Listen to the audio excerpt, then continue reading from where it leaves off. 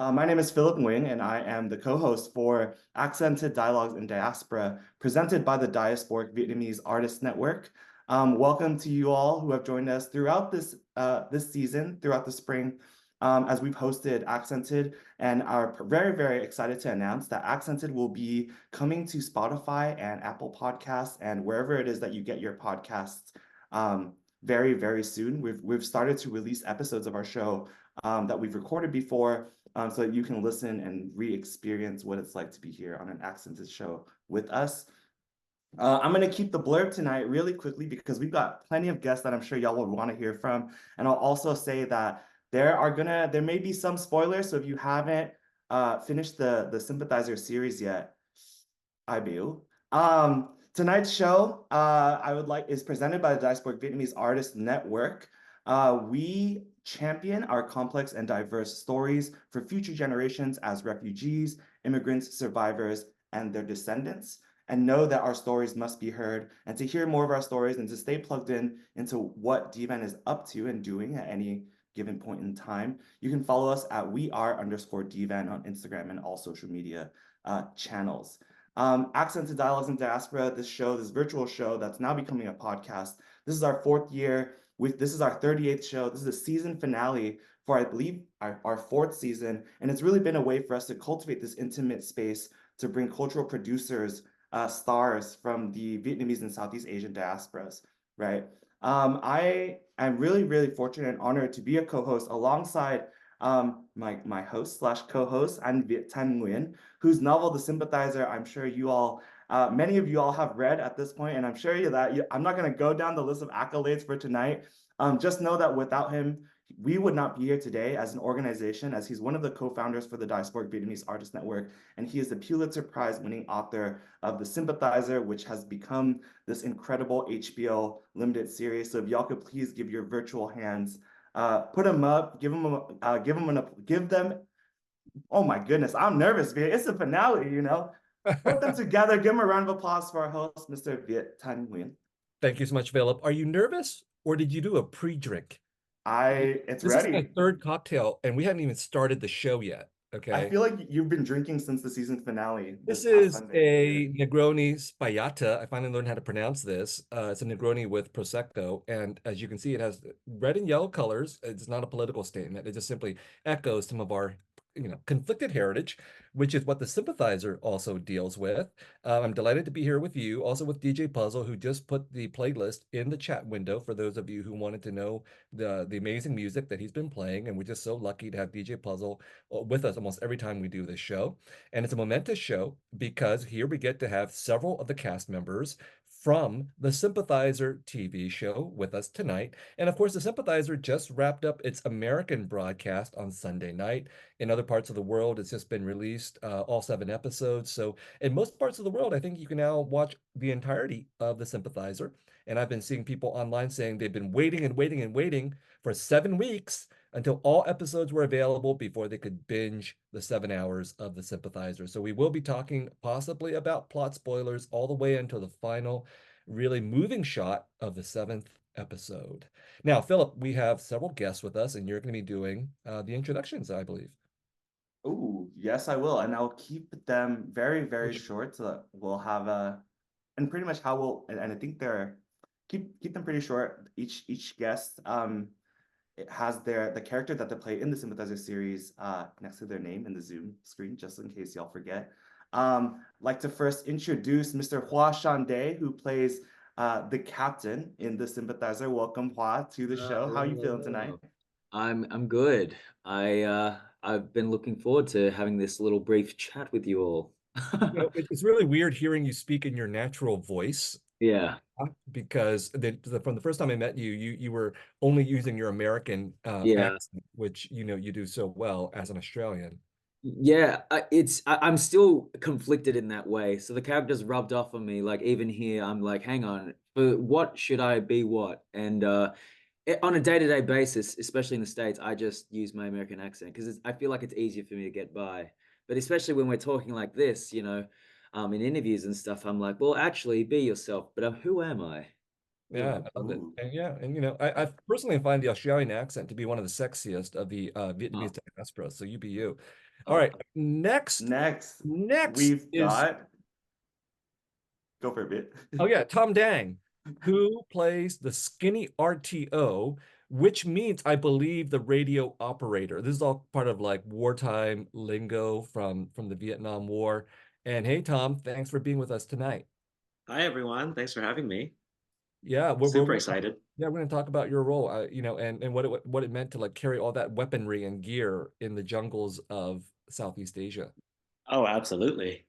All right, next is Philip Nguyen Khan, who plays the character of Bone, one of the three blood brothers, and one of, you know, just a character that I feel so deeply for because Bone is so conflicted and so tragic. Yeah. Welcome. Thank you. Nice to see everyone again. You're from Montreal, right? That's correct. Do you have a Canadian accent, or is it just not an accent that I'm hearing? You know what? I have what I think is a mix of a Vietnamese, English, and French accent when I speak English. Oh, okay. So you can actually speak French? Yeah, I'm fluent. I went to school in French. Oh, awesome. I didn't know that. So, you know, if we get season 2, it's set in Paris. And yeah. Like unfortunately, you're supposed to speak not perfect French, so you have to... It's fine. I was actually helping a lot of the lines for Ko Kieu Chin when she was speaking French. I was somewhat coaching her on her her R's and her sentences, and it was fun for me to be able to use that for once. Right, and you all get to say "les trois mousquetaires" in the course. Yeah. Next is our third blood brother, Duy Nguyen, who is also coming to us from Montreal. Hi, Duy. Hi. You look so happy to be here. Yeah, you look 10 years younger without your the goatee and the mask. Thank you. Yeah. I believe you're 18 years old. Is that the rumor that I heard? No, well, I wish. I was 18 at some point, but no longer. Yes. And you're also calling from Montreal, I believe. I'm from Montreal. Yeah, Canada represent Tim Hortons. Did you go and get that for this show? I might. I don't know. Maybe. We're not yet sponsored by Tim Hortons, but Tim Hortons, if you're watching. By the way, for those of you who are wondering, we're introducing everybody alphabetically by their surname, except for Hoa, because Hoa is actually calling to us from Austin, Texas, where he has somewhere to go in about 30 minutes. All right. Okay. I'll stick around for a bit. Next on our list is VyVy Nguyen, who plays the crapulent major's wife, except that in the TV adaptation, the crapulent major actually gets a name, as we'll find out in just a moment. Hi, VyVy. Hello, thank you for having me. Now, in fact, there's a little bit of a backstory between you and the actor who plays the crapulent major. Can you tell us that backstory?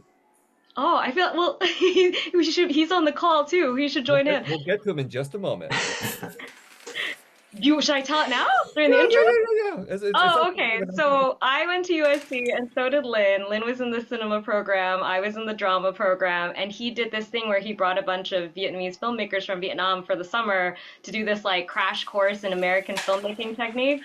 And so I was an actor in it because they wanted people who understood and could speak Vietnamese to be part of it. And so I met him through that. And my partner in the short we ultimately did was Scott Lee, who's also on the show. And then I had a wedding in Vietnam like 2 years later that I was attending. And Lynn was like, you know, like come hang out and we'll like, I'll show you around. So he was like my one person I knew in Vietnam. Cut to when I auditioned for this show, I was asking, I was like, who's playing my husband? Like, I'm really curious. And everyone's telling me, you won't know who he is. He's this guy from Vietnam. He's like an first time acting. I was like, okay. And then our first day on set, he shows up and I was like, what? You're my husband? This is crazy. So it was fate. It is fate. By the way, those of you in the audience, if you roll over everybody's window screen, you'll see their actual name and the name of the character they play in Sympathizer as well. Which leads us to the next person, Linh Phan, whose screen name is PhanXine, and he plays the crapulent major, who was actually given a name and a nickname in the TV adaptation, Major Oan, or the Dumpling. Bánh bao. Bánh bao. Hello, hi everyone. The durian. Hello from Vietnam. Durian loving dumpling. Hey, we actually know each other from like a long time ago, talking about coincidences.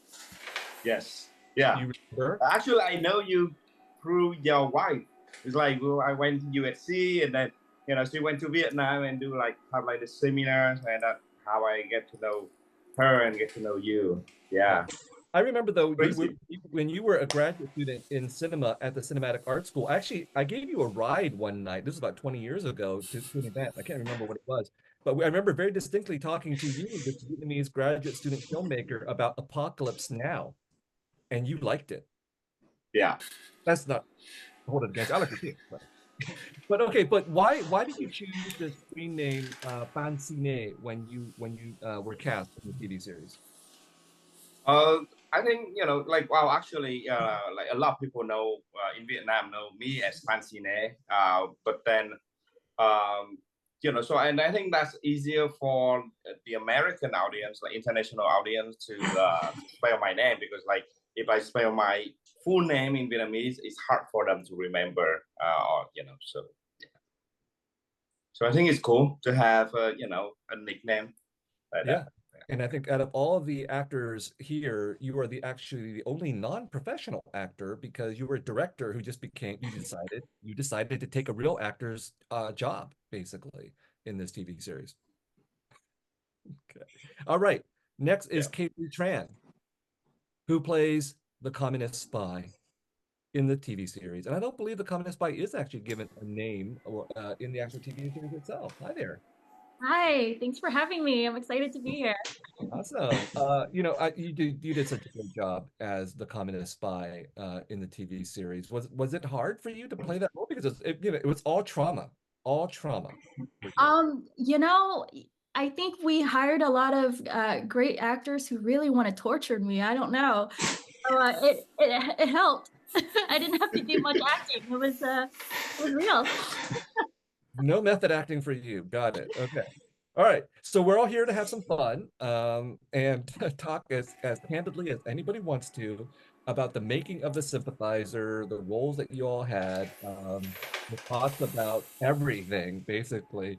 But let's start off with the fact that now all 7 episodes are out there. Everybody can watch them.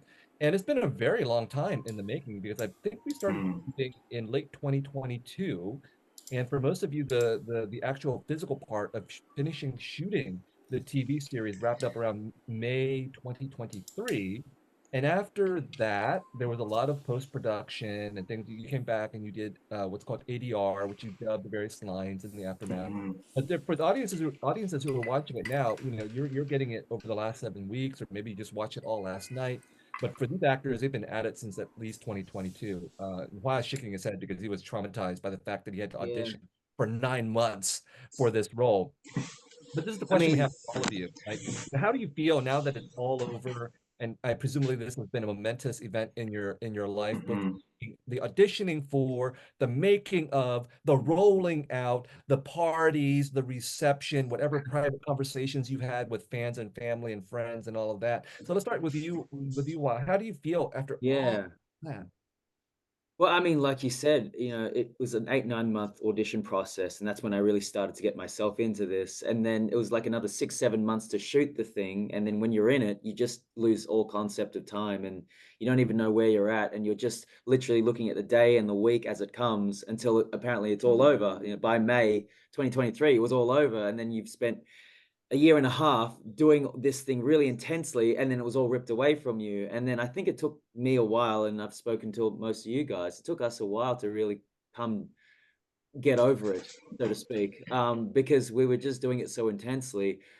But and then obviously that's not even when it's fully done, because post-production is a whole nother thing in itself, and then having to fix things, reshoot things, additionally shoot things, fix dialogue and stuff like that. That was a whole nother 6 months or so. And so when it finally premiered and it was finally out for people to see, when they brought a cake in, was like, we're done with post-production, it was like, oh my god, it's over, it's finally over. And then seeing people watch it and then giving their feedback and stuff like that, it's really funny how people can just acutely surmise everything that happened to 2 years of your life. It's been surreal though. But yeah, apart from that, I guess I should say it has been like a dream come true. Like honestly, never imagined I'd be able to do something like this. So yeah. You know, I had you over for dinner at my house before Yeah. all the shooting started, and back then you didn't say a word. You were like just quiet and shy. Yeah. You were under probably a lot of pressure and stress at that time. I And then definitely felt the you pressure. were at my house like 2 nights ago, and you're like, oh, you're like, I'm Hoa Xuande, the movie star now. Do you feel there's been a big transformation for you in the last year and a Yeah, half? a little bit for sure. In the way that I think doing something like this gave me the confidence to accept that I can do something like this, because when I came onto it and when I started doing this, you know, I was really unsure of myself. I was self-doubting. And I think as actors do, you probably heard a lot of actors talk about this, and I'm sure a lot of people on this panel can relate to, you know, you have this imposter syndrome, and regardless of how much people wanted you to do something, or they thought that you were right for something, or that they're trusting you with your choices, there's a deep part of you that is always unsure that if you could really pull this through, that if you're really doing what you think you can do, until you really see it reflected back to you. You're always in that sort of gray area of like, can I do this? You know, is it going to be right? And then, you know, and I'm not saying I'm leaning into what other people think of what I've done, but it's nice to be to have other people's recognition and praise, and, you know, critique of what your work is, and that everything that you put forward is, you know, what people have wanted from you, or at least from the show. So that's been really nice. So hearing that allows you to have some confidence and appreciation for the fact that you can do what you can do. So I guess I came over to your house the other night and was just like, I guess I was able to do something right. It feels so weird to like be able to hear you. I mean, hear you speak in your native like accent, but also to Yeah. hear the native, like our native tongue being spoken in a TV show that is as big as a Sympathizer too, right? And I'm sure like for our audience, like I don't even know if they can even like the depth of like how much work it actually takes to like make sure that what's said on screen and like the subtitles and like the language and the conversations are like happening at the right time in the right place. Tom, I know that you're not only our skinny RTO, but also part of the ADF looping squad. So what is being a part of those squads like? What's it meant to you after now that the series is gone, and in a lot of ways you've become a ghost? Well, oh, spoiler. Yeah, so ADR, for people in the audience that don't know, is additional recording, and basically it's when us actors come in and either dub over ourselves, correct audio mistakes, or add in lines that originally weren't there in the show, but because of directing and editing, they want to insert this line like maybe off camera to kind of like make the story go. Looping is the other half of that. And looping is also what I do. And I think I'm the only person on this panel that represents the Vietnamese loop group. Yes, I am. Woo! Shout out to Elise Din. Shout out to Joseph Hu. Loopers, we do background voicing. So all the crowd scenes that you see, especially the ones in Saigon and like all of that, it's all done by a group of 8 of us.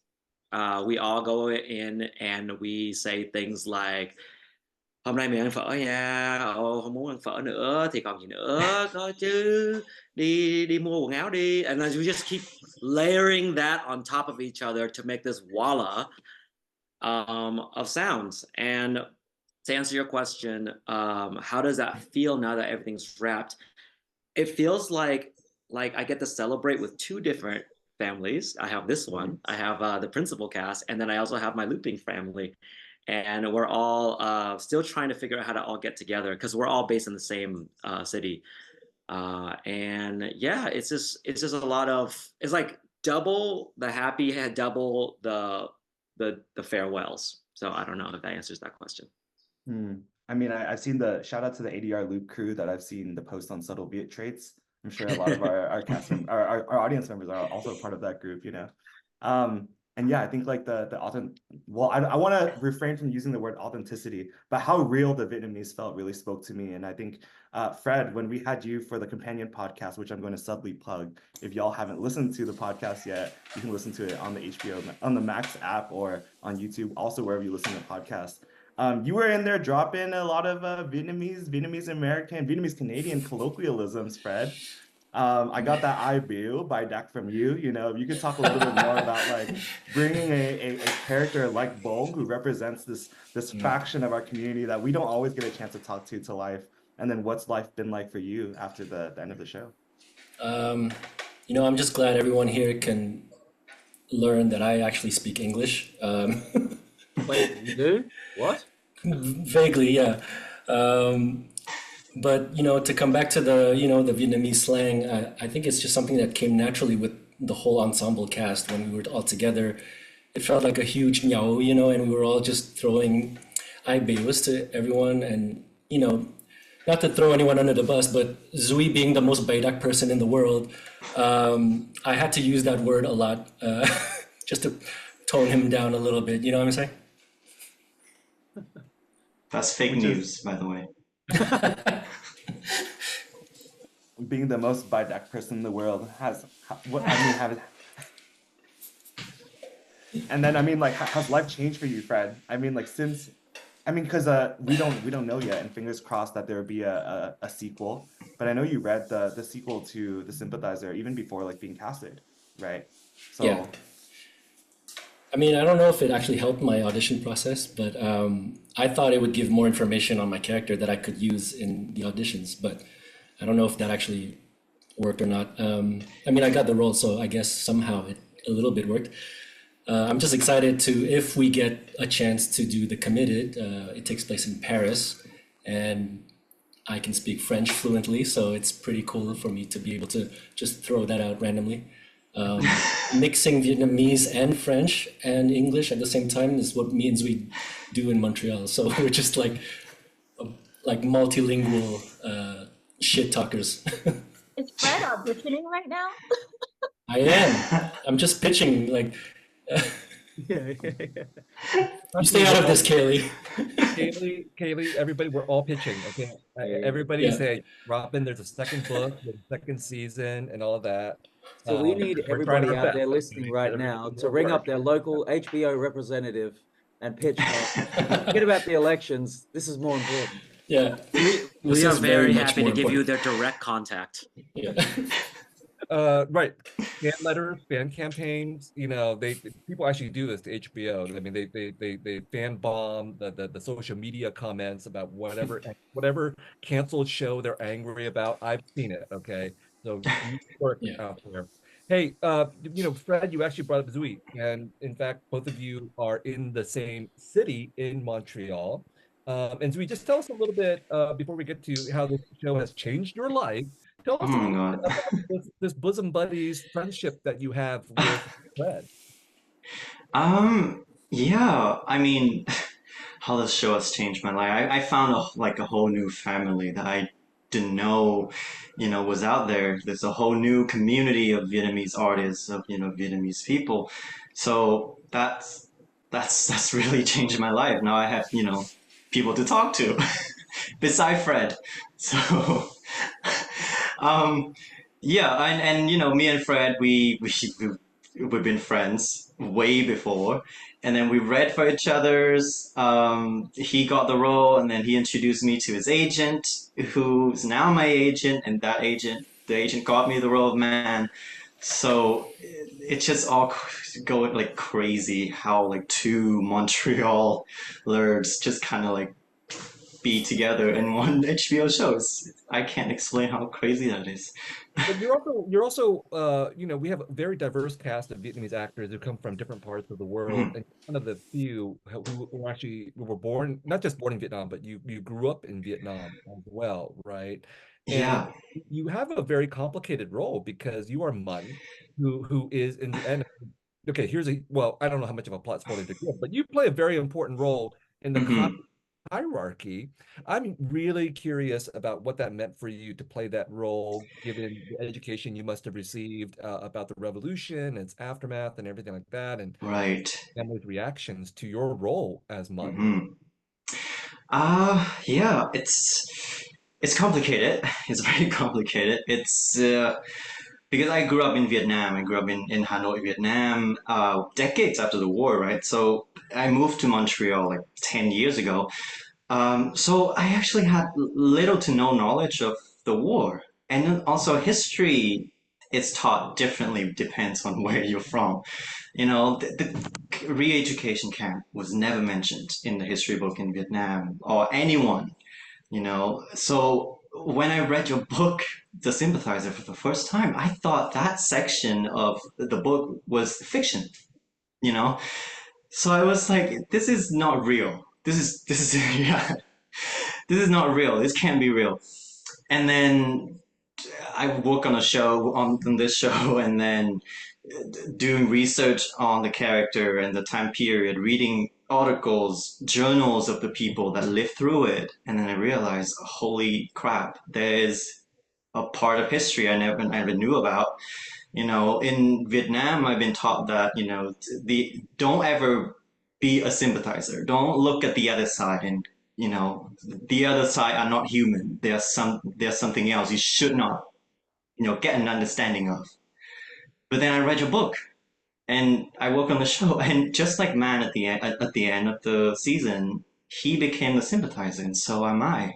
You know, now knowing this part of history, knowing this part of trauma and pain, I never, you know, been taught of.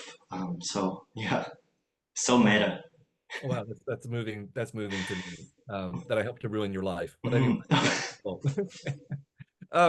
VyVy, interestingly, I was watching TV randomly with my son, and we were watching an episode of Young Sheldon, very popular TV series, and it featured a Vietnamese American family in it. And I was like, wait a minute, that's VyVy playing this Vietnamese American mother. So you had a whole life, obviously, before The Sympathizer, but I was just so struck that a Vietnamese American mom and her kids appeared in Young Sheldon. Can you just tell us a little bit about that? Well, now I like to think it's the crapulent major's wife's other life after she loses her husband. She moves to Texas, new life. Sorry, what was the question? Yeah, like how did you end up on Young Sheldon? I just want to, you know, that was so random. Oh, yeah, on the show, they're in Texas, and it was really nice because it's set in the early 90s, and his best friend in high school is this little Vietnamese boy that continued to have more of a storyline, and then they ended up bringing in his family, and it was really nice just to have, like, yeah, this representation, because we are in Texas, we exist. Kayli's from Texas. Oh, yeah, Texas. Oh, no, wait, no, you're from Nashville. I'm so sorry. Someone else is from Texas. Anyway, I'm sitting in Texas. Yeah. There you go. Scott Lee. In Texas. I'm so sorry, but we have Southern Viet in South USA. Scott Lee, the heavy machine gunner. All right, so VyVy, how did this TV series change your life? Oh, my parents are finally proud of me. I got to speak a lot of Vietnamese. They liked that. And it's actually like, this is something that is very spoken about in the Vietnamese community. And it was really cool because, you know, obviously we have like Co Kieu Ting in the show, Duy Nguyen. Like, these are big names in our community. And when they saw that they were attached and I was working on the same thing, they were just like, yes, you've made it. They didn't care about Young Sheldon. Right, but also you actually got to play a very patriotic role, unlike some of the other actors in the TV series, right? I mean, you actually got to endorse some things that I think some people in the Vietnamese American community would actually support. Yes. Yeah. So it was nice to, like, I mean, there's so many different voices on this show and so many different perspectives that it was really beautiful to kind of cover all of that range, all of us here. Yeah.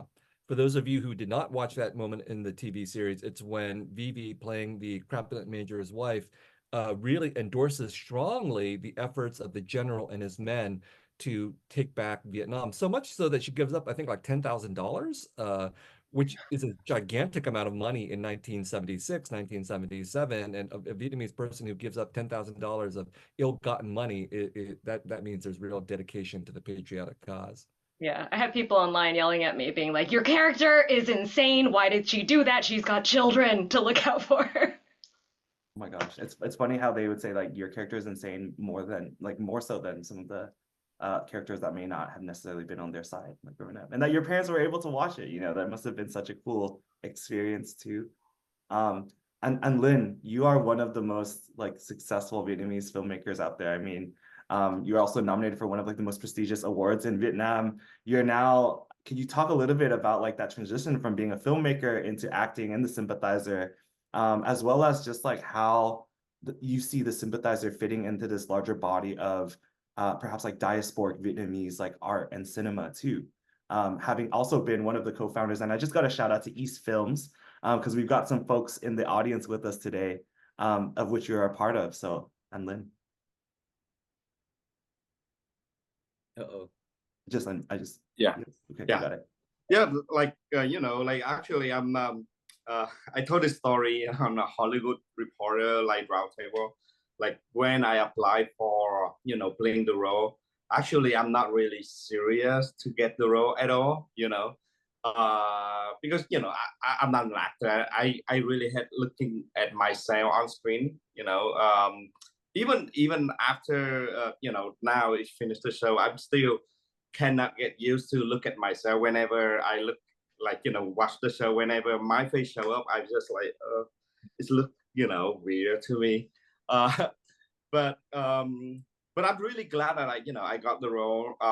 And then I see this like this is a good chance for me to know how a Hollywood production really process, and then like get to know a lot of people, and get to know like Hoa and Fred and Duy and VyVy, Kayli, Tom, Quốc Kiều Chin, like I'm so glad that like she played my mom. So like we spent a lot of time, and then we talk about like what should I do for my next movie with her, stuff like that. But I think this show so I'm growing up watching movies like American movie about like Vietnam War, and then we also have like movies in Vietnam about the Vietnam War too, and then you can see it's like very different point of view, and I think it's like through time we have more and more movies that either like from American but more sympathy for the Vietnamese characters. Like for this one, it's kind of telling the story like through the Vietnamese characters. And then now we have a chance to show like the whole cast from like Vietnamese around the world, and we play Vietnamese characters in the show too.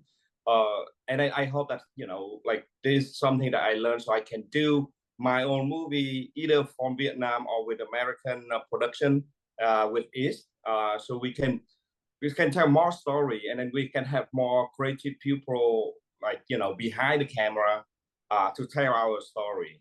So I think this is a good first step, and then yeah, like and then to me it's so amazing experience to know everyone during the production, before the production, during the production, and even after the production, and even now, after the film release, like people reach out and talk about like when will you come to America to do movies, stuff like that. So I think yeah, it's good.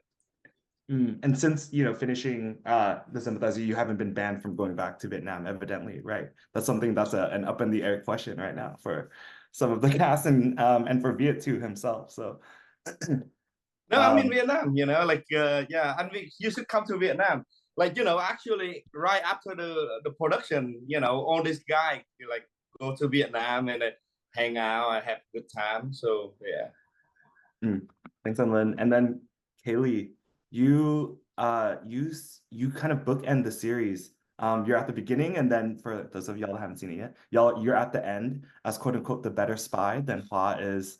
What was that? I mean, you also give some of the most intense performances that I think you and John Cho, give some of the most intense performances that we see throughout the series. I mean, what was it like for you in those scenes?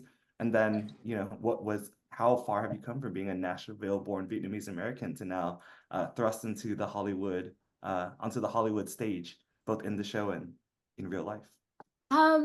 I mean, I don't think my life has changed that much. I've been working for a few years, so it's always been like a slow, steady climb. What did Miley Cyrus say? What's her phrase? It's the climb. It's the climb. Yeah. So it hasn't been like too crazy where your life is turned upside down, and so it's not like that. But filming the scenes were definitely intense. So I had to like pace myself and compartmentalize, because at the end of the day, we go eat dinner with each other, and here I am still feeling like pissed off that they were like, tossing me around and punching me and whatever. But yeah, it was I wish I got to meet John Cho and take notes from him. His scenes were great. It was, wish I was there too.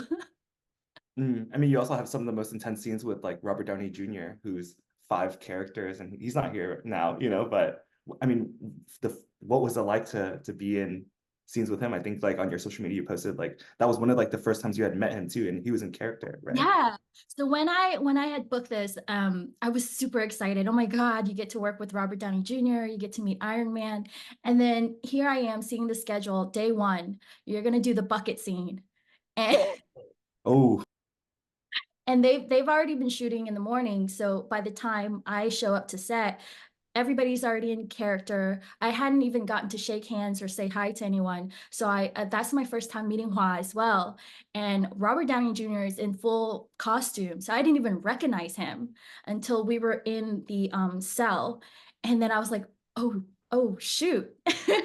And then Hoa, like, I think he might have given me a nod or like, hey, it's gonna be okay, like a whisper in my ear or something, while I'm like about to drop my pants. And I was mortified. I was like, I cannot believe that this is how I'm meeting everybody. And they're all staring at me. I am mortified, but whatever I can use for my acting, I guess, because these are not fake tears. Wow, that's amazing. I mean, that is method acting. I did not realize that was your introduction to everyone. I felt so bad for you. Like, Yeah. because it was your first day on set doing this thing, and then you're literally being humiliated as the character, but then doing something humiliating as an actor in front of other actors. Yeah, I mean, it's meta. I was like, wow, way to ease me into this. They would literally just throw me in and then, called action. Well, I mean, the humiliation is certainly a part of the method that was true for quite a few people in the show. Now, Hoa has to leave, so we're going to spend a couple minutes with you before you have to take off. Yeah, Next good. awesome thing with your pleather pants. People will Yes. not be able to see that he's wearing some super tight, shiny hear it? pants right now. No. Showed off, Hoa. It's just leather. They've got me dressed for this thing that I have to attend. All right. But I could potentially, sorry. Yep. No, but Hoa, I mean, you have some obviously very intense scenes throughout the 7 hours of the series, and in fact, I think you're in almost every scene of the series, more than anybody else, Such an intense role for you all around, but very particularly some very specific scenes. And I'm not giving anything away. I mean, hopefully people have read the novel, and if you haven't read the novel, that's your problem, okay? Because I'm going to tell you that at the end of the novel, the character of the captain is tortured. Right? And that's your role, Hoa. So what was it like to undergo these torture scenes that I devised for you? Yeah. Well, when I got the role, I knew I was going to have to do it. And weirdly, maybe sadistically, I was kind of looking forward to it because I just wanted to see if this was going to be the way that I kind of imagined. And, obviously, there have been things that have been slightly adapted, but for the most part, it was torture.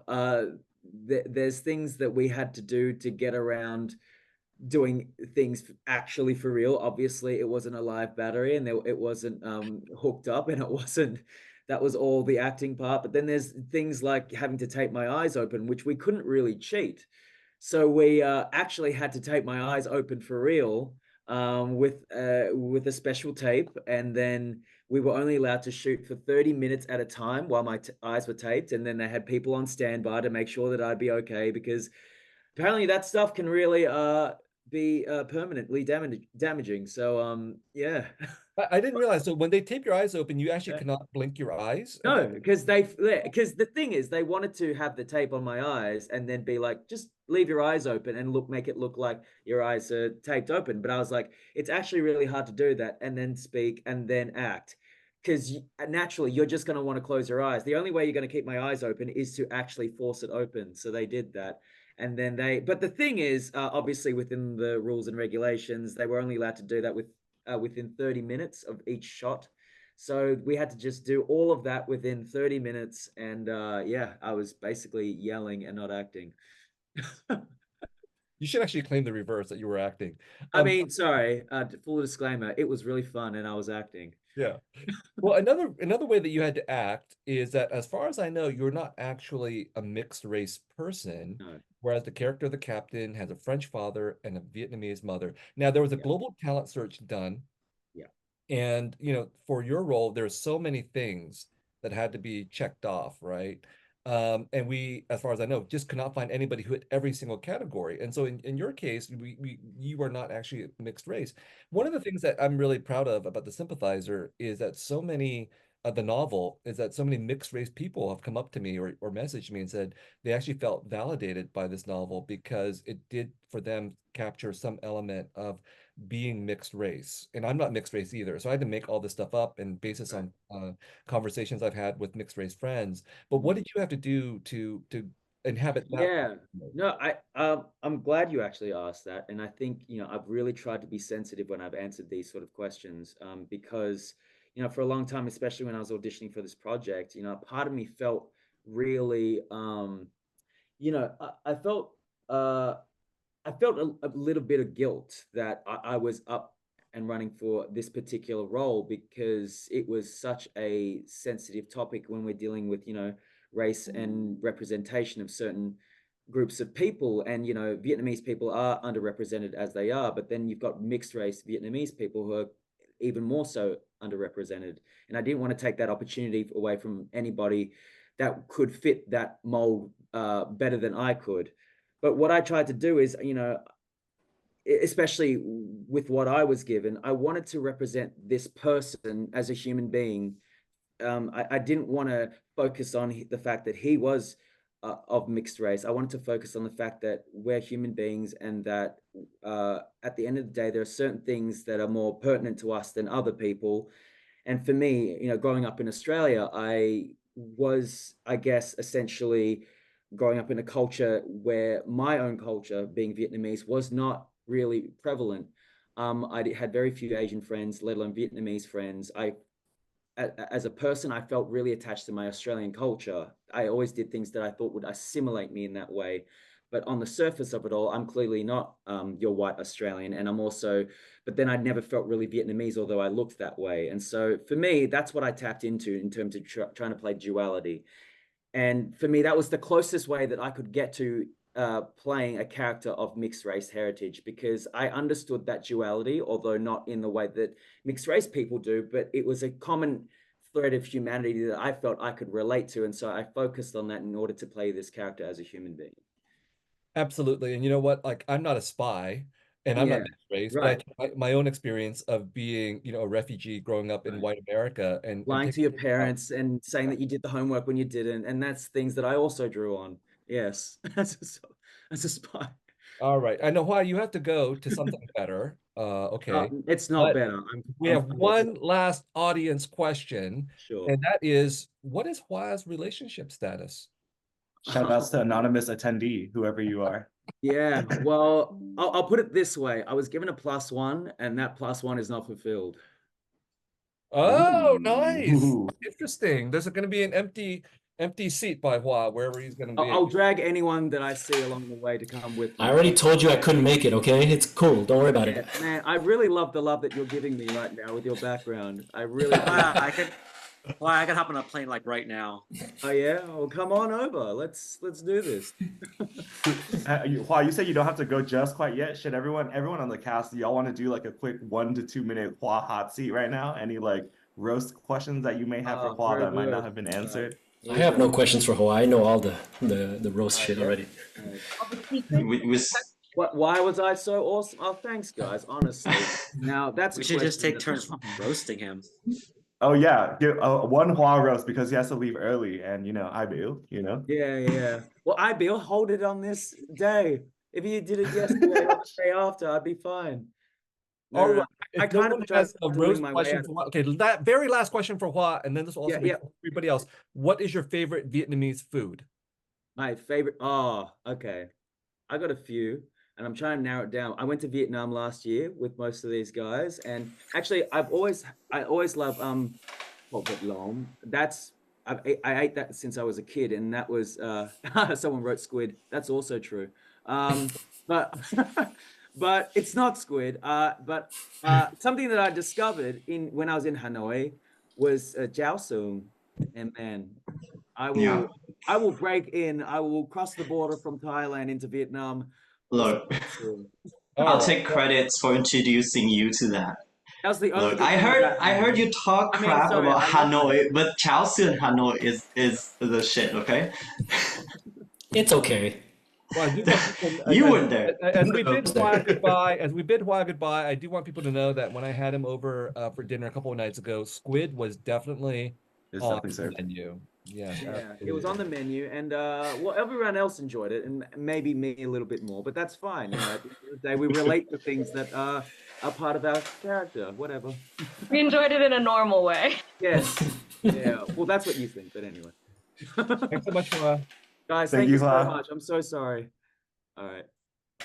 All right. Now that Good riddance. okay, I wanted to say before Hoa left, I'll say all kinds of terrible things about him after he left. But okay, Hate so, that guy. we have a whole bunch of audience questions, and we're gonna get to that in just a moment. But final round before we go to the audience questions, what is your favorite Vietnamese food, Tom? Bánh bèo, and anything from miền Trung. Oh wow, nice. Yeah, absolutely. Love bun bao too. Okay, Solid. Fred, what is your favorite Vietnamese food? Cơm tấm bì. Oh, nice. Right. And Duy. Bún đậu mắm tôm. Oh wow. Okay. Oh, Hard stuff. that's intense. You would like that. It's addictive. For all of you who don't speak Vietnamese, we're not going to translate these things, okay? You have to know what we're talking about here. Okay, VyVy, what's your favorite Vietnamese food? Bún bò Huế. Not bad, not bad. So that makes Okay. sense. You know, we Okay. are we are husband and wife. Yeah. Me too. Like bún bò Huế is my favorite one. It's not spinach and broccoli.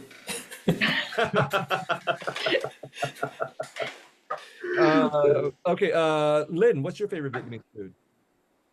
Yeah, like says like bún bò Huế. Oh, I'm you here. know, so Me too. Okay, got it. yeah, Right. bún bò Huế is That's the mine same. too. And sầu riêng too. Actually, I really love Yeah. sầu riêng. So riêng. You I'm would really like sầu mad riêng. that director Park didn't like sầu riêng at all, so he didn't let me to eat the real sầu riêng on set. You know, I ordered like, can I have real sầu riêng? And he said no. Like director Park really had the smell of sầu riêng, so that's why I only had fake sầu riêng. Yes, It's not just Here we him. go. that's a good oral history detail. I had no idea. What if you told them it helps with your acting, or like it gets everyone in the scene? Yeah. Wow. So for those of you who you must have watched the first episode, but in the first episode, obviously, So Rian or Durian plays an important role in that first scene, and the character the crappy Major One eats So Rian in the middle of Kayli's torture scene. Yes. And so, what was it that you were eating? That was not what was what? I'm just kind of curious. It's rubber sầu riêng. You know, it's a prop. Yeah, and I had to fake it. I was like, and then we shooting in Thailand, and Thailand had one of the best sầu riêng in the world too. You know, and I'm so excited. Like, oh man, I'm gonna eat a lot of sầu riêng today. I'm so excited for today. I come up and then I see the fake sầu riêng. I ask the prop guys like, do you have the real sầu riêng and then like the real durian? And he said, well, I can ask. And then he come back and say, oh, like, yeah, director Park didn't like the smell of durian, so that's why they don't allow to bring the durian on set. Oh man. I find that offensive from an authenticity point of view. Kayli, you said Bún bò Huế, but you're the third person. What's your second favorite Vietnamese food? It's eating bún bò Huế. I got to go to Hanoi this summer or last summer, and bún chả is my new favorite. Yeah, Okay. I was hooked. It was so good. Yep. All right, Philip, audience questions. Audience questions. I think we've got a couple that are, thank you all for the audience questions. You can drop more questions in the Q&A function down below for anyone or everyone. We got a question from Sebastian John Reyes. Did everyone on the cast speak Vietnamese fluently? So if y'all want to rate how your own personal rating, no judgment at all. how well do you feel you speak Vietnamese from 1 to 10? And then also from Jenny Giang Lei, the Vietnamese consultant on the show, meta-textually enough. For anyone, for you all, how was it acting in Vietnamese, especially since there aren't a lot of Viet roles out there? Let's start with Tom. you. Let's start with Tom on this Yeah, question. Tom. How 1 to 10, how fluent is your Vietnamese, and how is it like? One out of 10. Số 6, số 7. But like that's a cap. That's a cap via ADR, man. that's like but that's like talks from somebody that like moved to the US as like a baby and then maintained the language through school and at home and community. So that's pretty good. I don't know, maybe people back home might think like, oh, maybe he's like a solid 4. But I think I'm a solid 6 or 7. And how was it to speak the language on the show? Was that the second question? Wasn't it?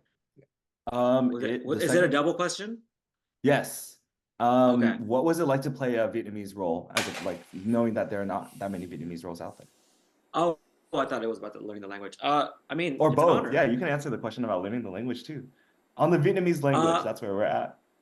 Okay. On the Vietnamese language, well, specifically for this show, the Vietnamese language was like its period. So we had this. Well, I don't know. Like I had to speak words that were not normal, like everyday conversational words. And I think the cast can also second what I'm saying too. It's like it was mostly learning what these words were, and then the tone, and then the rhythm of it all. Not so much as like the ability to fact and like say the words correctly, but it was just like, are these four words connected into one piece, or is this like a 2-piece word, or like what is this? It took me asking my dad and then my uncle, who was a soldier in the war, to like tell me like what do these mean and like how it's pronounced. And actually, I have a story. So on the episode that we shot, the longevity party, the banquet to celebrate Lynn's mom's mother, aka Kyu Jin, we had some extras that day that volunteered all the way from OC to come and play extras for that party. And some of them were, from what I was told, they were either of the time or they were also Arvin themselves. And they were very nice to us. We had a scene where we were kind of just drunk, and it was a very, very fast, like blink and you miss it scene. But we were drunk and we were like, oh yeah, do we go like, like, is it like that? And some of those men, they actually offered us, they were like, well, actually, so back in the day, like Nguyen, they drink very litso, like it's very like classy, and there's a lot of like manners to it. So it's not this like rager thing that we think it is. Wait, who's that we? Who's that we, Tom? We being me, my generation that throws parties every other weekend. Right. Yeah, it was very enlightening. So it was, I guess, to get off of this tangent, it was a learning process. It was like constantly figuring out what we're saying, why we're saying it, how we say it, and then like being supported by the people around us to say it correctly. Yeah. So Fred, almost all your lines are in Vietnamese except for a few English lines. What was it like for you? And 1 to 10 in Vietnamese, and then what was it like for you to play this role with such a Vietnamese emphasis? I mean, if Tom thinks he's a 6 or 7, then I'm probably like a 3. From a scale of dở ẹc and cũng được, I'm like in the middle of those two things, I guess. But it's gotten a lot better over the time I've spent with these guys. And I remember I didn't know how to read in Vietnamese when I got cast, and I was terrified that there was going to be a table read and that I would be exposed and fired. So I had to ask Duy to help me. He gave me a crash course on how to read. And to this day, I'm still like, it's still hard for me to read like at a normal speed, but it's a lot better than it used to be. That actually never occurred to me, that you have to read Vietnamese in order to actually be able to say the dialogue from the script. So anyway, the script was written in English, and then parts of it were translated into Vietnamese, the relevant parts. It was written in English, and then it said, this part is in Vietnamese, and then it had to be translated into Vietnamese, and there were various consultants, including Jenny Giang Lei, who's in the audience, and Nguyen Khan, a writer who's in the audience. So then you would get the actual part then translated into Vietnamese, written in Vietnamese. Is that how all the actors saw their lines, or were you coached first in the Vietnamese pronunciation without actually seeing the words? We just get the script that's translated. And sometimes, like a lot of the times, it was not translated yet when we got the script. So we were just getting familiar with the scene and the acting involved. And then once the lines come in, the translated lines come in, then we get to really start rehearsing it.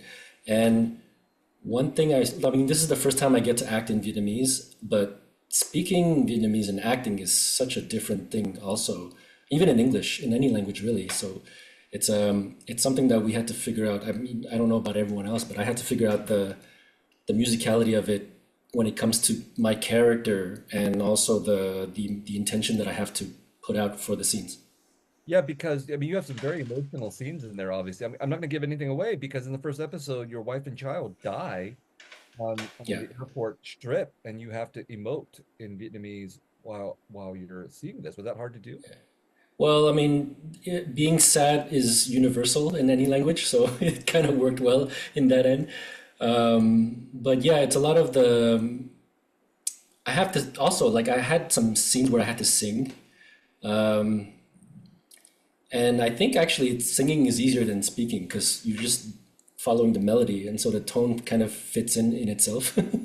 But for me, it was just like, oh, what else are they going to add to my things to do? You know, fighting, singing, running around, just pretending to sleep, which is actually harder than you think as an actor. So Duy, you're obviously fluent in Vietnamese because you grew up there into your teenage years, right? But I've heard that even you had some challenges because now this is the thing, okay? Vietnamese has regional accents, and then there's like sub-regional accents, and then Right. in the language over the years. And Vietnamese people are very judgmental. I've seen comments online where people are like, they would never say this at this. And I'm like, how do we know for sure? Because there's all these variations. Even you found some challenges being a fluent Vietnamese. Oh my God. Yeah. It's like learning a new language really for me because I grew up in Hanoi, Vietnam, for 17 years. It's a completely different accent. We use different words, and also the character Mẫn, he stays in, he lives in the South for many, many years. He grew up with, the captain and grew up with Bones. So it's not just the period accent of the time, but also the influence of the environments and the people he grew up with, so I have to kind of craft this new accent that he has, taking from Bones accent and then the captain accent, because, when you grow up with your friends, you kind of pick up their accents. And also he's a spy handler, so he has to cover himself somehow. It's tricky.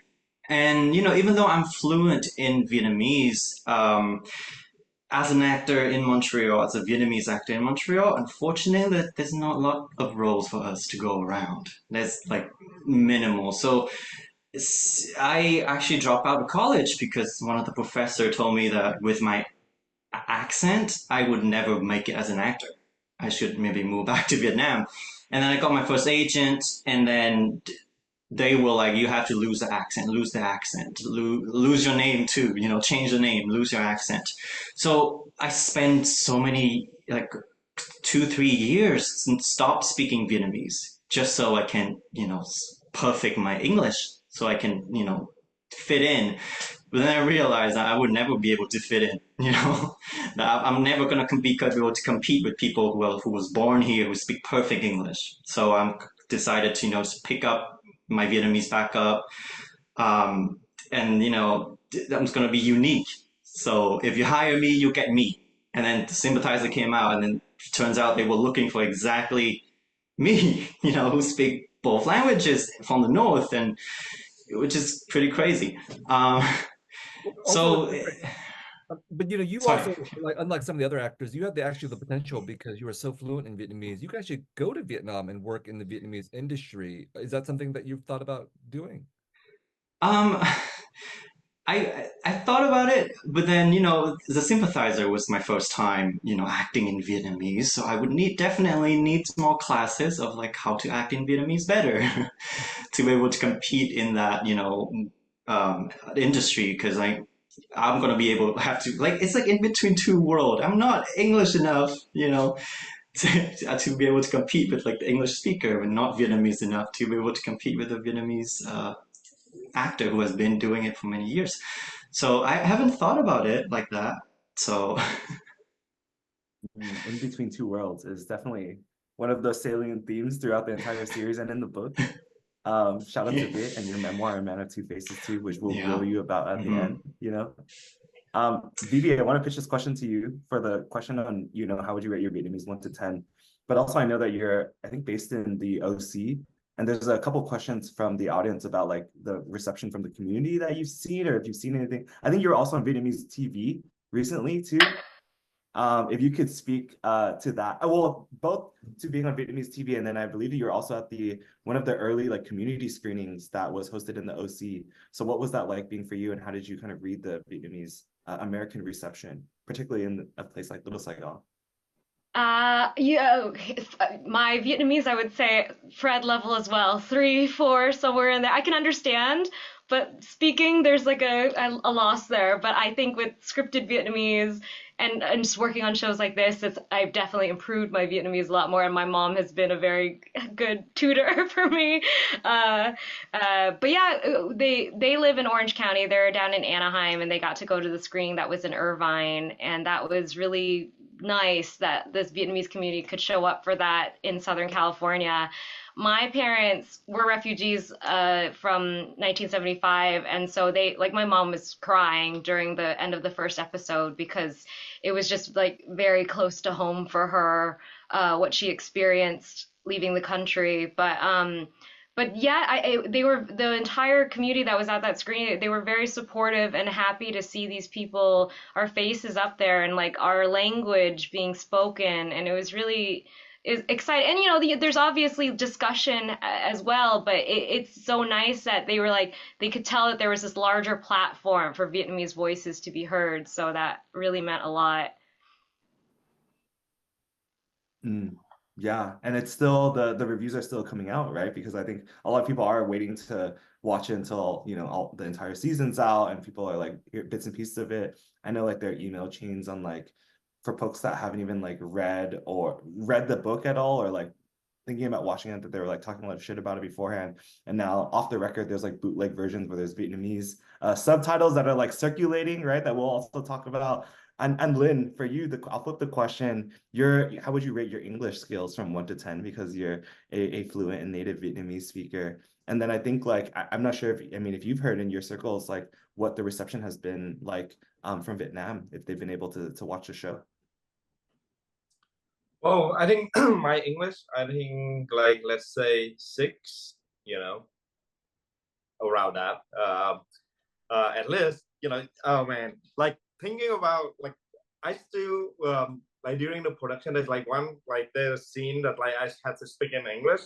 It's a very simple scene, but I have a nightmare after that shooting day because like I was like, oh man, like why I cannot say it right. The scene where I show up about my scheme, how to like selling the candy, bring it back to Vietnam. Yeah. Oh man, that scene is tough. Like for me, it look like a simple scene, but actually it's like drive me crazy. Yeah, but then for like people here, I think it's very interesting. Even though the show actually are not allowed to show, not officially say it anywhere, but you cannot find it on HBO Vietnam, right? But I think like if anyone want to see it, they find a way to see it, So and then people who have watched it, either they say, oh, the Vietnamese is not good, so they don't understand the Vietnamese in the show. A lot of people complain about that, which I know from the very beginning, But if you get over that, then you can enjoy the show differently.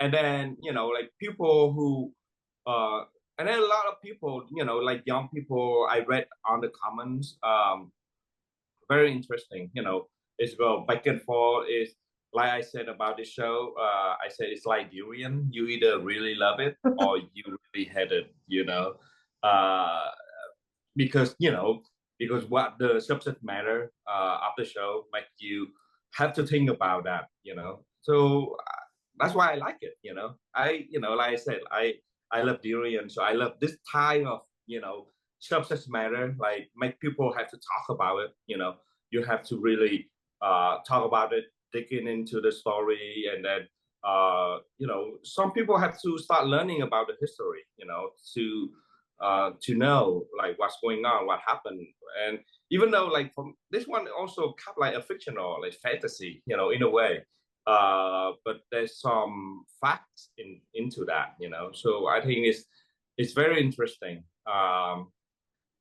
Yeah, and but like I said, I wish that we can have more creative people from Vietnam, with the like from Vietnam origin to join in more important role, to have the show can be more authentic in a way, like production design. Even though the production design is like amazing, but if you look at the authentic of the Vietnamese culture, there's a certain thing that like I wish, like for example, we don't put the anti in the bedroom, like whenever I watch that scene, I was like, why there's an anti in the bedroom, Vietnamese culture, we put the anti in the living room, because in the bedroom you did all the things that all the things that you have to flip the picture people, for. your ancestor to watch that, yeah.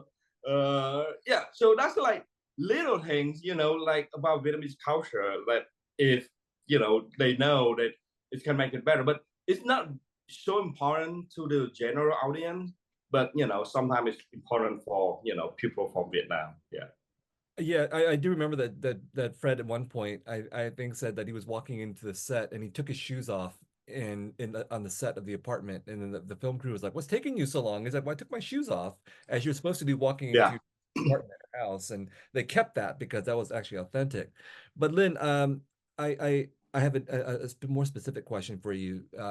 Since you know the Vietnamese film industry very well. But I mean, one of the big challenges in making the TV series was the question of Vietnamese talent. I mean, so it was definitely the case. We had to have Vietnamese actors play the Vietnamese roles, but we don't have Vietnamese directors. We don't have Vietnamese showrunners.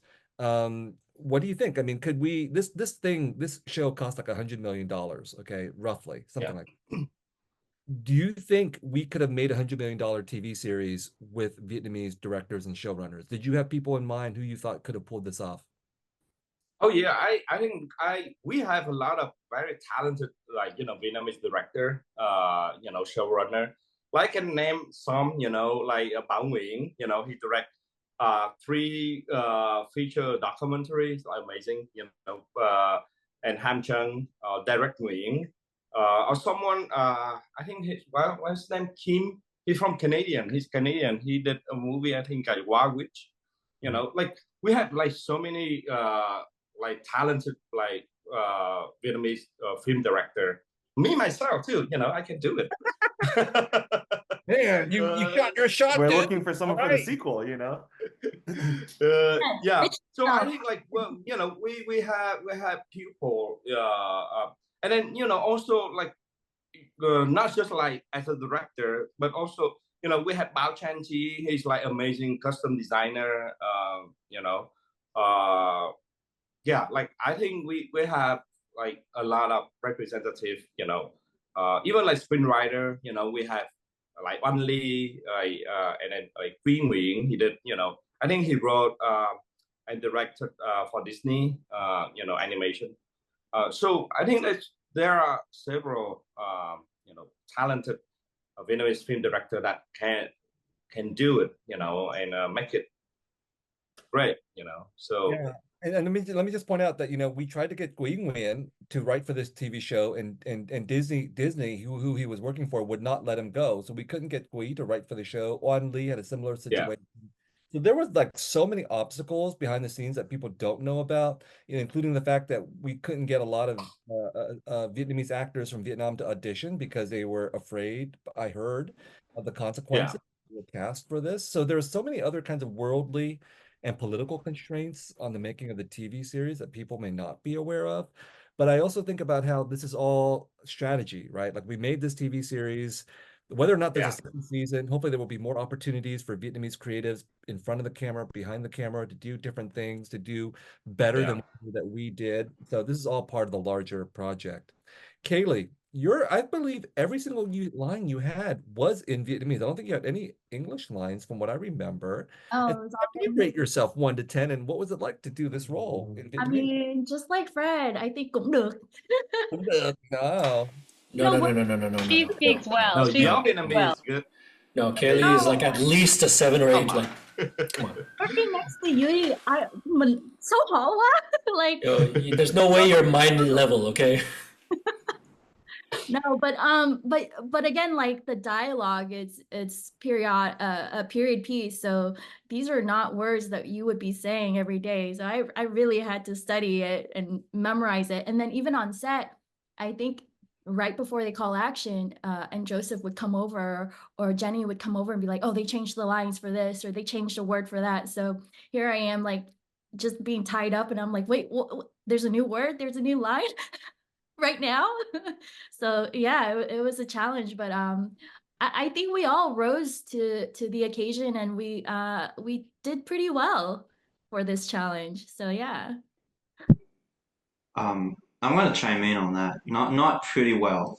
Freaking excellent. Like, because I know from behind the scenes, being there, watching you guys work, and Hoa, Fred, Kayli, VyVy, everybody, we had no rehearsal, zero rehearsal. With 2 weeks, we know I have like 2 weeks of prepping in my own hotel room with myself.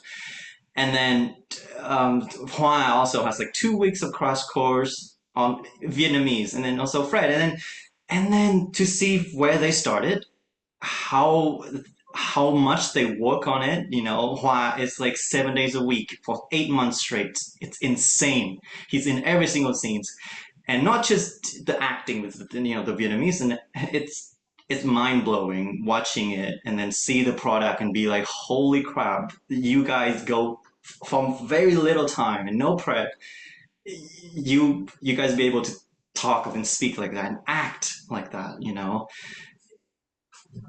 I think part of the acting though is if there's a meta scene in the Hamlet sequence where Vien Nels Hong, I think, has one of the great lines in the TV series. He plays a refugee from communist Vietnam. He's an ARVN veteran, and now he's playing a Viet Cong guerrilla carrying an AK-47, and he's told he has to say a pro-communist line, and he just refuses, and he says in Vietnamese, I'm not going to say your shitty communist line. He spits on the ground. And of course, Robert Downey Jr.'s character of the auteur thinks this is a great line in Vietnamese that's going to make it into the TV series. So all these actors in the Hamlet have to play against their own nature and say things that are absolutely repulsive to them. And likewise, Kayli, I don't know what your family's politics are, but here you are. I'm assuming they are not from a background of communist spies, and here you are playing a communist spy, a really devoted communist spy. You are so tough. You are tougher than the captain. You play your role all the way from beginning to end. What was I don't know if we got to this, but like, what was your family, how was it for you to play that role? And I'm assuming your family was not of a communist background. And then how did they react to seeing you be so intensely, in your character as the communist spy? I was well, first of all, I was scared we were gonna get canceled, like banned from Vietnam. Second of all, to like go to your dad and be like, hey, I'm not gonna get a regular job, I'm gonna be an actor. Years later, oh, I'm gonna play like a communist. It was scary, but I had to like make short conversations and just drop breadcrumbs instead of having a big, heavy conversation.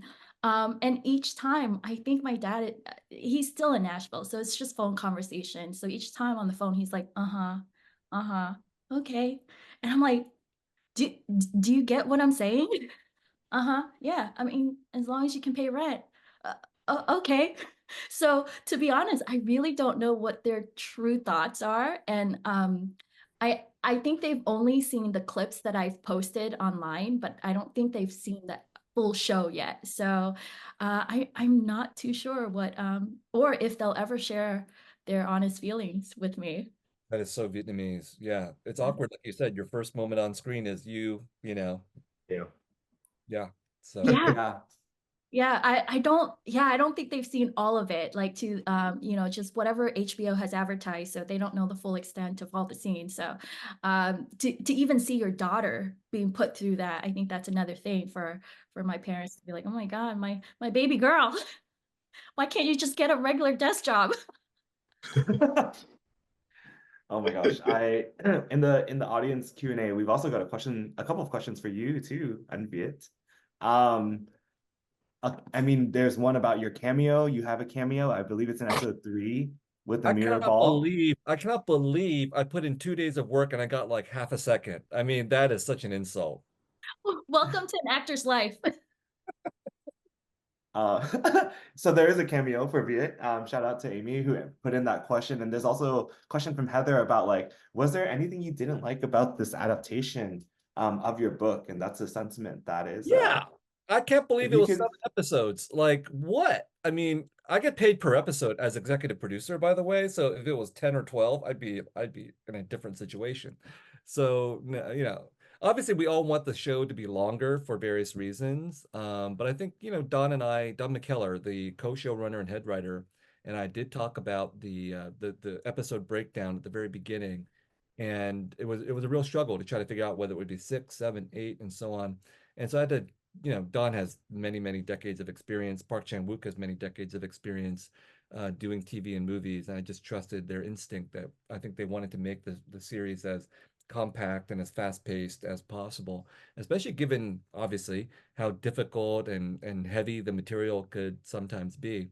Other than that, I don't think I had any other, worries about the adaptation. Some of the issues, as we were talking about, the complexities of the Vietnamese language, the very judgmental quality of Vietnamese people who are never happy with anything, that was just out of our control, right? So I don't think there was anything we could have done that would have prevented Vietnamese audiences all over the world from just saying what they had to say. And I'm proud of the TV series. I'm proud of what everybody has done. And I just think, we've made something of a landmark TV series whose consequences we won't really fully know for quite a while. Did you have any non-negotiables or negotiables as the series was being adapted? Well, the non-negotiables were obviously that we had to have Vietnamese actors of whatever nationality playing these roles, and that we had to have as much Vietnamese as we could in the TV series. Now, to be honest, we thought we were gonna get more Vietnamese language in the TV series than actually is what happened. I mean, the original voiceover for the TV series was all in Vietnamese. And then I don't know exactly how high up in the hierarchy it went, but people just felt that was a little bit too much Vietnamese, and so they switched Hoa, or the captain's voiceover narration, to English, and there's a justification for that in the 7th episode. But I thought it would have been great if the voiceover would have been in Vietnamese. I mean, cast members, y'all have any hot seat questions for Viet while he's here? I know y'all were a little bit nervous coming into the show tonight, being to hear so candidly from the author himself. Are we gonna Kayli, get I saw you unmute. Yeah. I'm sorry, I didn't Wait, hear say that again, Kayli? And do you feel disappointed that they cut the scene with Lana and Captain in the end? Oh boy. Okay, so for those of you who don't know, in the Sympathizer, in the novel, Lana and the captain do get together, but in the TV series they do not. And which is fine by me. But of course, if you've read The Committed, you will know that that getting together of Lana and the captain has some very serious ramifications that become manifest at the end of the sequel, The Committed. So if we have a second season, I don't know how the writers will deal with this. It's not my problem. But what was really interesting about that was that I didn't have time to participate in the writing of the TV series. It's a whole nother art to write scripts and screenplays versus writing a novel. And so Don McKellar did a very good thing, the head writer, that he pulled together a writer's room that was actually majority Asian women. So we had 3 Asian women writers on the show of various nationalities, all of whom were actually of mixed race background as well. And so I don't know exactly what the negotiations were in the writers' room, but in the end, the writers decided that it would be better not to have Captain and Lana consummate their relationship. So and I don't know how much of that had to do with the casting of VLay as Lana, because V, when she was cast, was actually underage, whereas Lana in the novel is actually 22 or 23 years of age. So various kinds of shifts happened in the adaptation process. Yeah, but I think it's like, if we do season 2, that's easy to fix because, it's on confession, right? It's in his flashback, his memory, That is he such can a lie. good point. Yeah. He's an unreliable narrator. Yeah. That's not bad. Gully. Back to for the cast. After having seen the series in its entirety, I guess what was it like for you to watch yourself on screen like that? And were there any like scenes that were cut out that we might not know about? That maybe you remember filming and were anticipating to see? And when I saw the tarmac scene, I'm not a part of that, but when I saw it on the big screen at the red carpet, oh my God. Oh no, that's the end of episode 1, right? Yeah. Yes, the tarmac scene. Yeah, we got a couple questions about that tarmac scene too, so go for it, Kayli. And Fred and everybody did a great job, and then I watched it again. We had a little cast and crew gathering. It was just like, Fred did such a great job. Like he's hiding right now. Yeah, it was. Thôi được rồi. I know. How many takes did that scene take, Fred? How many times did you have to run down the tarmac carrying your? The one thing I'll say about the tarmac is that I was so nervous because I knew it was coming up. I remember reading the script because it's episode 1, and I knew, and we shot episode 1 like towards the end of the production in Thailand. And I remember on my calendar it was like tarmac is coming up, and I was really nervous about it. And I didn't really know what to expect really. I just knew it's going to be hella exhausting, no matter what it is. Jet lag, physical, emotional, whatever it was going to be tiring. But I guess what was lucky is that we shot everything in order leading up to it. And I had only met Tan, who plays my wife, like a few days prior to shooting the scenes with her. So we shooting in order really gave us the time to connect and to build that emotional bond before we ultimately had to leave each other. But shooting in order helped because if I shot all this emotional stuff first, I would have been drained and unable to shoot the rest of the tarmac scene. So the physical stuff was easy because I come from a stunts background, so all the running stuff, that was my comfort zone, but all the emotional stuff, it was really tough. And Director Park was very specific in what he wanted. And it's not something that's intuitive really, because when you're reading, your wife is dead, your intuition is maybe, you should probably cry. But he didn't want me to cry, so it was trying to figuring out what Bom was going through, and it was more shock than grief, and it took a lot of takes to figure that out. But I'm glad of the result. I just want to interject here by saying when I first saw the first edits of episode 1, I was like, what is going on? Because the actors are running on a green screen and there's no airport, okay? And there's no airplane. There's like a reconstruction of a part of an airplane. There are film crews that are shooting. There are no helicopters. There's nothing like there are no explosions. So you are literally acting. And if you watch the final product, there is explosions, there's helicopters, there's an airport, but like most of that is not actually there. So the actors are actually really acting and pretending that all this stuff is happening around them as they're doing that. And I think most of the actors here were involved in that. But I'm just wondering, from those who haven't yet spoken, Tom and Lynn and VyVy who were there as well. Like, what was it like to pretend that all this stuff was happening as you were running for the airplane? So I think, like, I don't know, like other people, like just talk about myself. Like, I don't think it's acting. It's like the night is crazy. Like we like really literally running, and I like run for life, like I carry my pregnant wife and my old mother, so yeah. And all the like yelling, calling captain, like, actually we really should at the airport, like, and then even though it's a part of the airplane, but it still it's moving, so we really, I mean the character, I mean the situation, the whole environment is real, so yeah. I can share a little bit. I know everyone will speak about how they personally felt, so I'll contribute like technically what happened. The tarmac was incredibly exhausting, like really, really exhausting. Because literally you had half a football field's worth of space to run, and there were multiple shots of it.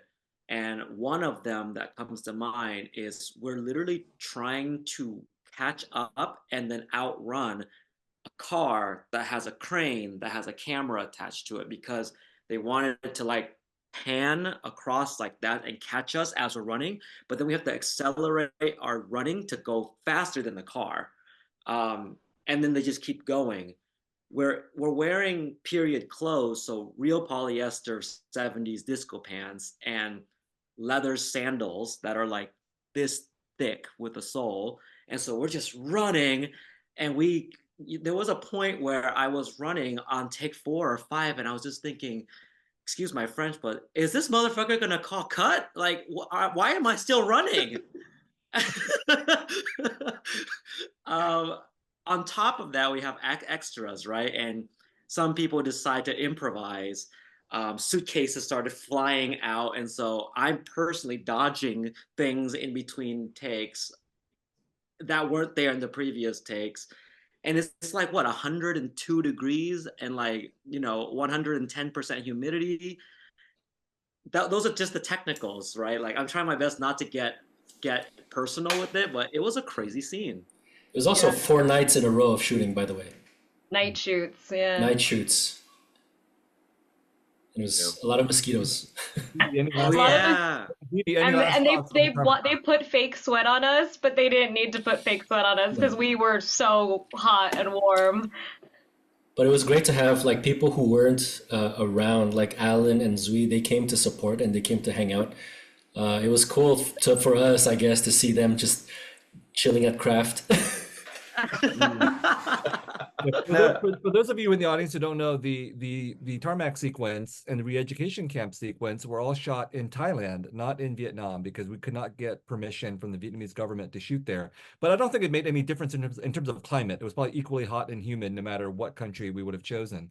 Before we wrap up, I want to make sure we talk about the re-education camp sequence with Zui and with Kayli, because you were both there for the filming of that. And for those of you who haven't seen it, there's a really terrific short video on the HBO site that talks about the whole construction of the re-education camp that the Sympathizer production crew undertook. And it's really, really interesting because they did their homework. They read what was available in terms of the research, and there's very little visual evidence about the re-education camp, but they built their version of the re-education camp.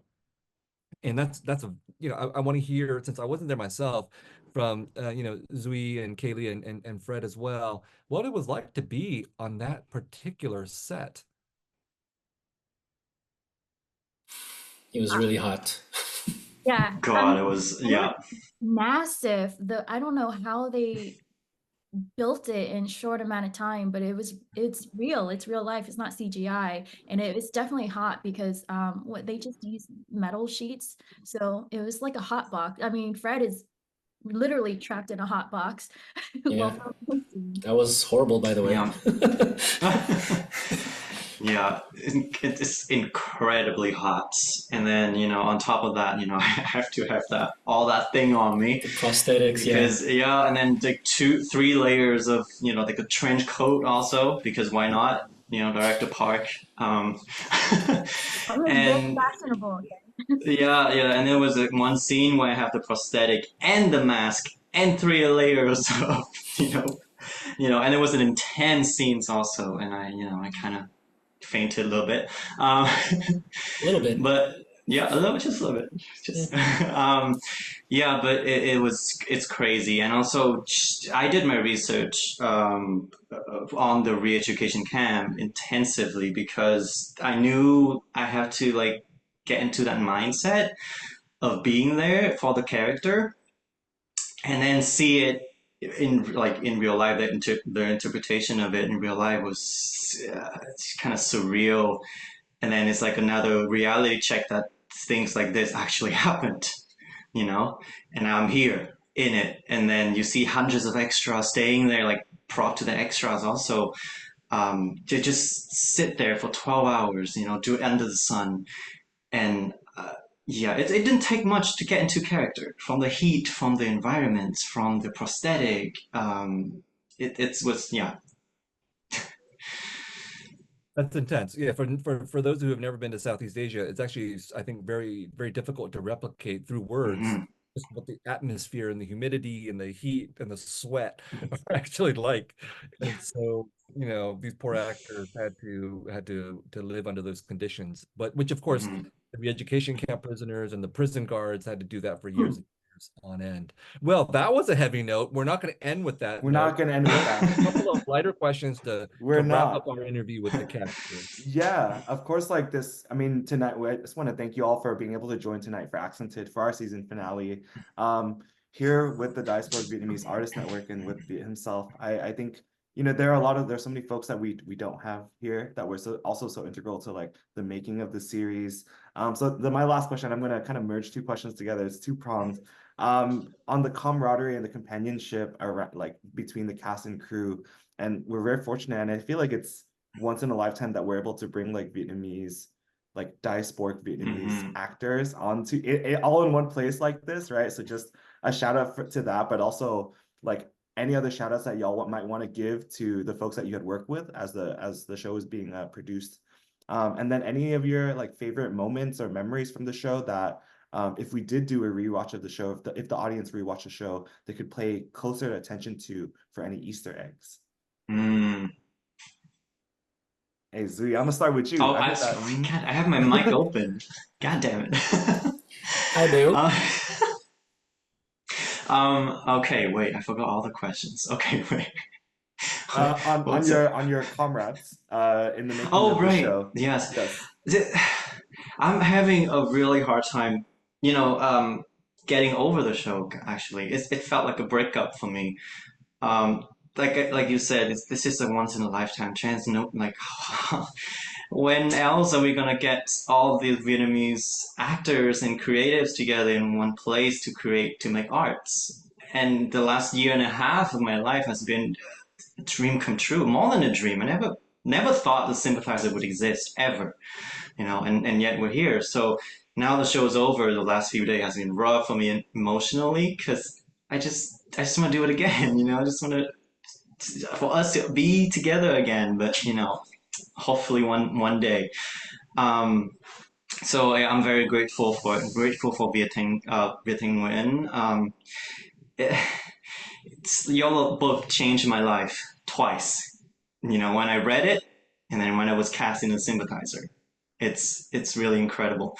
And shout out to Jenny Chang Lei, Joseph Hill, who were with us every single day, making sure that we're speaking the language correctly, making sure that the environment was correct, and everything that they went above and beyond. All the Vietnamese assistant, all the assistant, showrunner assistant, Ngọc Quế, T the writers, one of the staff writer, everybody. It's just a dream come true. And this show, The Sympathizer, goddamn love it so much. I call up my friend every single week to be like, okay, let's talk about this show. I rewatched the show many, many times. I skip my part because I cannot stand watching myself. But this show, you know, the more you put into it, the more you get out of it. There's so many Easter egg. Just the last time watching the last episode, I realized when the captain my question is when do you think the captain realized that man is the commissar? When? You know? And I just realized it now the last time I watched it. I was like, that's the moment. And dude, I did a few interviews and they asked that, and I've been giving out, you know, wrong answers because I didn't know until like last episode. And I'm like, that's the moment. And so many other Easter eggs, like when did the general know that the captain is a spy? Why did the general send all the soldiers away? The soldier that was selected by the captain to be on the plane. Why did he send them away to die? It's so many things, and yeah, I can talk about it forever. So that's it for me. Thanks, Duy. And Lin, your mic is unmuted, so I'm gonna pass it over to you. Okay. Yeah, like you know, like I said, I'm really glad that I did this project, and then, you know, get to know, like to be honest, is, you know, I mean, not so many production that like people get along, because like filmmaking is like so depressed, so stressful, you know. But for this, like we are like family, you know, we call like the Sympathizer family, you know, all the cast and crew, we really love each other, you know. We and then, you know, like for like last month, is it? No, it's like 2 months ago. It's crazy. Like when we do the premiere, you know, I have a great time like to meet up with everyone, you know, the cast and the crew. So I really love it. Thanks for, you know, everyone being there.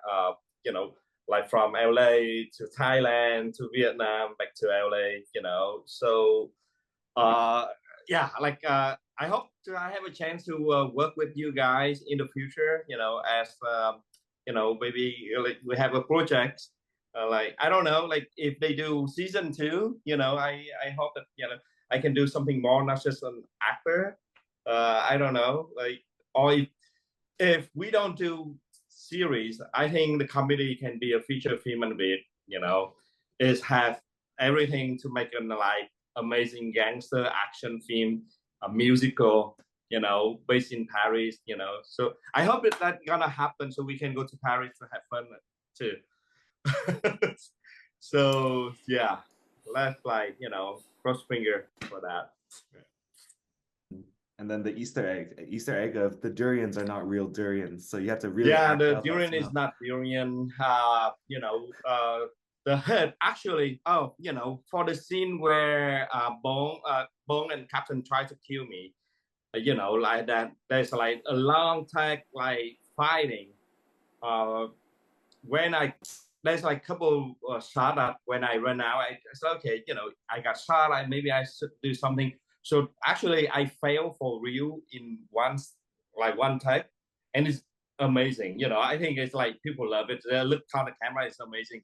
The problem is like, you know, I dropped the durian in the wrong place because, you know, I failed like for real. But the durian had to be in, you know, certain place, you know, like for later. So they had to redo it, and then yeah, and then, you know, like Justin, our you know, action choreography, he come to me and he said, "Hey, Lin, don't fail like for real. Like, you know, you're not really a stuntman, so like do your normal acting." And you know, yeah. So, but for that one, you know, I was like, oh man, like when I watched the tag, you know, the blooper, I said, like, man, I wish that if I can drop that durian in the right spot, it look like really good, you know. Yeah. Ooh, did is look there really gonna good. be a blooper reel? I don't. That might be a question for executive producer Viet, but we would definitely love to see a blooper reel. Thank you, Lin. I'm gonna pass it over to your on-screen wife, VyVy. And also, while I'm passing it over to you, I'm gonna reshare the link to the survey for DVAN's Accented. We use it to get quỹ or to get funding and sponsorship for the show so that we can continue to have conversations like this. And it really helps us every survey that we get to show our funders that we need these types of spaces for conversation. VyVy. But yeah, speaking of blooper reel, when we were shooting the tarmac scene, there was one point, because I'm pregnant and I've got this like fake belly on, and my pants were kind of, you know, like depending on how you're running, they kind of slip a little, they're a little loose. But we had this big wide shot that we kept shooting, and I could feel my pants starting to slip, but I was like, it's okay, it's okay. And then there was, as Tom said, there was one take where we just kept going and going, and then my pants are falling, like full on falling. And I was like, please don't let this be the take. But the way that Director Park works is, you know, it's going to be the take if he says moving on, and my pants fell, and then I hear cut, moving on, and I was like, no, please, my pants full on slipped. That did not, I mean, that take made it. My pants falling did not make it on the show, but I have some footage of it we took from the camera that is on my Instagram if anyone wants to look at that. So behind the scenes do exist, and if y'all want to drop your handles into the chat for our audience to take a look, you know, that might be helpful, and maybe the production team can help with that too. VyVy, I'm going to pass it on to the compatriot who you were raising money for. Tom, Skinny RTO, moments, memories. Okay, moments, memories. First of all, shout outs. Okay, they're not here right now, the Arvin team. That's what we call it, all of our soldiers. Happy to represent them. Shout out specifically to Scott Lee, who played the hefty gunner. Not only did he, you know, just play his part and be a generally positive influence on us, especially when things got a little tough, he went out of his way to train us, because he's a PT himself. He went out of his way to train us as often as we wanted, as many times as we wanted, at 3 in the morning, at 9 in the evening, 1 hour before getting on set, to anyone who wanted to do it. And I was 155 pounds back then, and when I heard skinny RTO, I was like, that's not 155 pounds. So thanks to Scott, I dropped 15 pounds. So shout out to Scott for putting in extra effort for all of us. The Thai team, and honestly, our DP cameraman, Jiun, like, whenever I felt like I can't do this anymore. Like, I was like, I can't do this. This is like, I'm not going to get into this water. What do you mean? And then I see this man with a camera that's like heavier than probably my head. Be like, just give me the wider lens. Just forget. I'm gonna jump in the water. And he just jumps in the water and then like manhandles the camera. And I'm like, if this man can do that, there's nothing I can't do. So shout out to Jiun. Blooper. I was actually injured on set. So that scene where at the end, you know, spoiler, I die, where I'm getting shot, that's real pain, because I had an injury that occurred on set, and so they took me to the hospital and they did a surgery on me. And in that surgery, they were like, okay, cool, the wound's not that deep. You can still go back on set. We just have to clean you out every, you know, 2 hours of activity, which is, by the way, painful. And I didn't tell anyone about this. And so Scott Lee, who I just shouted out, slaps me on the back in the middle of the shoot, in the, you know, while we're being gunned down. And I'm screaming. I'm like, ah! Everyone calls cut. The director comes down. He's like, what's wrong? And I'm like, then, you know, it all comes out. Like, you know, I'm injured and like my wound is open. And they're like, okay, cool. Your death scene, we're not going to shoot it. We're just going to imply that you died. And I'm like, wait, no, please let me do it. And they let me get shot. And then, you know, they're like, okay, yeah, just now more, get, like, more pain. And so I think it was Fred that was holding. Fred, you were the one that held me, right? Like, I got shot back. I didn't tell you or him or anyone, but I intentionally threw myself injury, open wound into your shoulder just so I can scream for real. I made sure not to touch that wound. I knew so well where it was. But yes, if you go back to that scene, you know, that moment where Skinny dies, that was real pain for you guys. Oh my goodness. And then thank you, Tom. I'm like, they'll definitely warrant a rewatch. I'm gonna pass it over to another Arvin compatriot. Oh, Fred, you know, you already had it You had it Oh, unmuted. okay. Damn, Wait, actually, I knew it to me. we come back to you, Fred, because you may be Okay, like sure. one of the main characters for the sequel. You know. I'll pass it to someone on the other side, Kayli, for shout outs, bloopers, and Easter eggs. I have a fun TMI story. I think episode 7 towards the end, all the ending scenes between me, Meng, and Hoa. I think we had gone to dinner on one of those nights, and somebody on this screen here set us up and ordered a fermented crab dish. And we've gone to this restaurant many times, but somebody ordered a new dish that we've never tried, and we all got food poisoning. We all got food poisoning. I don't know if Lynn got it too, but like, oh my God, we were bedridden. And then Yui and Hua had to go to set the next day. I luckily had one day off, and they were just so struggling to get through their scenes. So whenever you watch the end of episode 7, and anytime the camera zooms in, that's them struggling for real, because they were waiting for the director to say cut so that they can have a break. Look, it's the I was suffering the whole day. For me, it was the projection scene with man with his normal face. After that, that was the last take we did, and after that, I ran. I like teleport to the bathroom, and that's. Look, to clarify, I ordered that. Didn't know it was raw. I told them, don't eat it. It's not good. They ate it, so it's your fault, Kayli. That's it. That's all I'm gonna say about that. The true villain here, he orders it, tells us not to eat it, while like slurp the juice because he was so hungry. I mean, he's like on set for more than 12, 14 hours, so he's starving. He's like drinking the plate, so he got hit hard. I had like a bite or two. I was like, this is too authentic for me. This is like a really local Thai food. You mean like đồ ăn nhậu, I'm like, I don't know, I'm scared. But yeah, it was a tough couple of days, and No, I'm so surprised that you guys took that one. I eat a lot of weird stuff, but even that one, I look at that and say, oh no, this is not for me. And I saw you guys like keep eating it. I say, wow, this guy. Wow, that really was too much TMI. I mean, that just took all the romance out of the TV series for me. Yeah. Fred, we're gonna end with you. If we make it to season 2 of The Committed, the character of Bon has a really big role to play. So I hope that happens. He's certainly one of the most tragic characters in the story. But we're not going to end with that. We're going to end with, your shout outs, bloopers.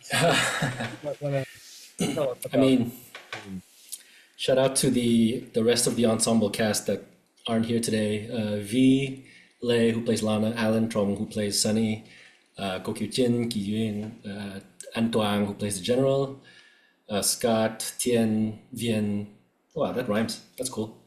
And the stunt team as well, because they did a really good job.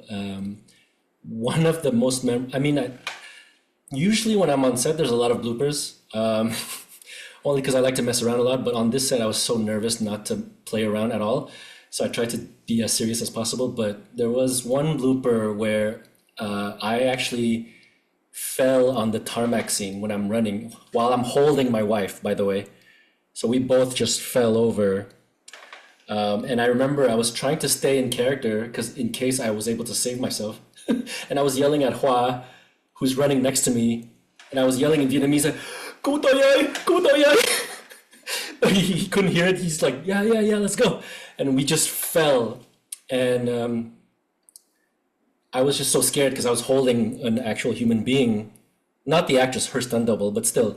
I was just trying to not to hit her head. And so I fell to the side, and I don't know. I haven't seen that footage, but I kind of don't want to see it. So whoever has that footage, just don't send it to me. No, I knew you would have that. Hey everybody, it's been so great talking to you. I was on set several of the days in the Los Angeles shoot. I didn't make it to Thailand, but it was so much fun for me to be a tourist on the set, whereas you were all actually professionals. This was your life for many, many months, and from early in the morning till late at night. I just got to come in and have fun and not get, food poisoning or anything like that. But I'm very grateful to all of you for all of your dedication that you put into all of these roles.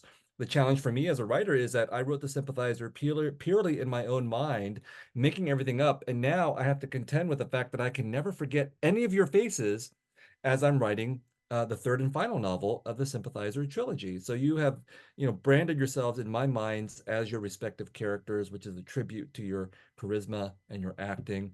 Thank you to Philip for being my co-host for this. Thank you to Annika for producing the show. Thank you to DJ Puzzle for taking us out on this final episode of season 4 of Accented. And thanks to all of you out there for your questions.